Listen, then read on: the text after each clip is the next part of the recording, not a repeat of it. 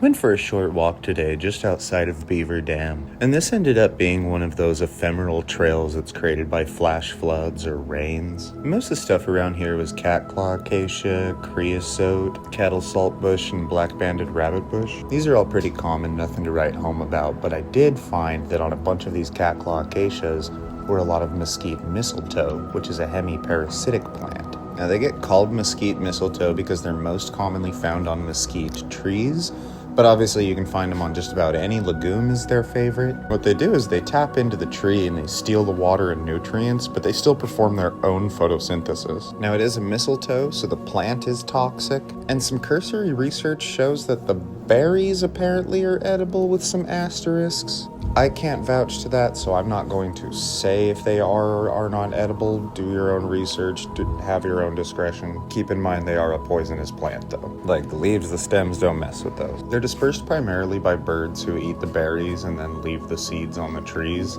so it's not really something that you go out to get. But in theory, a healthy mesquite tree can host one of these, so if you wanted to, you could. And then I went with the dogs and followed that natural trail up here to what I guess is the beginning. Now, I always love these little tucked away alcoves where the walls of the earth have been carved down by water and wind. And a spot like this one is just really cool because you can see the grooves of where the water hit down and carved into the earth and created spots like this little cave in here. There's these banks and curves that are this very natural aquatic flow. And then on top of that, all these rocks have like the timeline of the earth on the side of them. Got this mineral history painted into the geography, giving glimpses just far enough back to be able to imagine a nearby lake that pays out into a river here. I just think that kind of continuity is really beautiful and reassuring that this same spot 20,000 years ago is completely different from the same spot today, but